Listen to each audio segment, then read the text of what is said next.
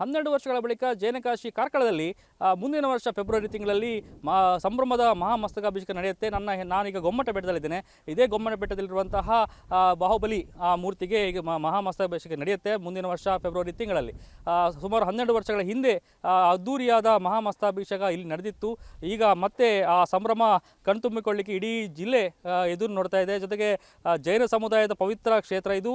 ಹಾಗಾಗಿ ಜೈನ ಸಮುದಾಯದ ಎಲ್ಲ ಗುರುಗಳಿರ್ಬೋದು ಮತ್ತು ಜೈನ ಸಮುದಾಯದ ಎಲ್ಲ ಇಲ್ಲಿನ ನಿವಾಸಿಗಳಿರ್ಬೋದು ಮತ್ತು ಬೇರೆ ಬೇರೆ ಭಾಗಗಳಿಂದ ಸುಮಾರು ವಿದೇಶಗಳಿಂದ ಕೂಡ ಬಹಳಷ್ಟು ಮಂದಿ ಈ ಭಾಗಕ್ಕೆ ಆಗಮಿಸ್ತಾರೆ. ನೋಡ್ತಾ ಇರ್ಬೋದು ಸುಂದರ ವಿಹಂಗಮನ ನೋಟ. ಸುತ್ತಮುತ್ತಲ ಗೊಮ್ಮಟ ಬೆಟ್ಟ ಕಣ್ಣಾಯಿಸಿದರೆ ಎಲ್ಲಿ ನೋಡಿದ್ರು ಕೂಡ ಪ್ರಾಕೃತಿಕ ಹಚ್ಚ ಹಸಿರಿನಿಂದ ಕೂಡಿದಂತಹ ಪ್ರದೇಶ ಇದು. ಇಲ್ಲಿ ಮುಖ್ಯವಾಗಿ ಇದೊಂದು ಗೊಮ್ಮಟ ಬೆಟ್ಟ ಬಿಟ್ಟರೆ ಇನ್ನೊಂದು ಬಹಳಷ್ಟು ಬಸದಿಗಳಿರುವಂಥದ್ದು. ಹಾಗಾಗಿ ಇಲ್ಲಿ ಬಹಳಷ್ಟು ತಯಾರಿಗಳು 1 ವರ್ಷದ ಮೊದಲೇ ಆರಂಭ ಆಗಬೇಕಾಗಿದೆ. ಅಂದರೆ ಈ ಸಮಯದಿಂದಲೇ ಎಲ್ಲ ಅದಕ್ಕೆ ಎಲ್ಲ ತಯಾರಿಗಳು ಆರಂಭ ಆಗಬೇಕು.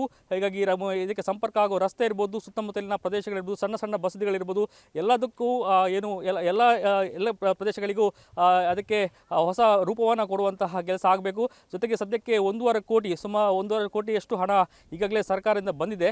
ಇನ್ನೂ 82 ಕೋಟಿಯಷ್ಟು ಬೇಡಿಕೆಯನ್ನು ಸರ್ಕಾರದ ಮುಂದೆ ಇಟ್ಟಿದ್ದಾರೆ ಇಲ್ಲಿನ ಜೈನ ಸಮುದಾಯದವರು.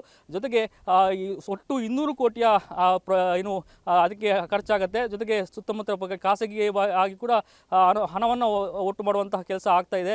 ಸದ್ಯಕ್ಕೆ ಇವತ್ತಿನಿಂದಲೇ ಎಲ್ಲ ಪ್ರಿಪರೇಷನ್ಗಳು ಆರಂಭ ಆಗುತ್ತೆ. ಮುಂದಿನ ವರ್ಷ ಫೆಬ್ರವರಿ ತಿಂಗಳಲ್ಲಿ ಇಲ್ಲಿನ ಮಹಾಮಸ್ತಕಾಭಿಷೇಕಕ್ಕೆ ಎಲ್ಲ ಸಿದ್ಧತೆಗಳು ಆಗುತ್ತೆ.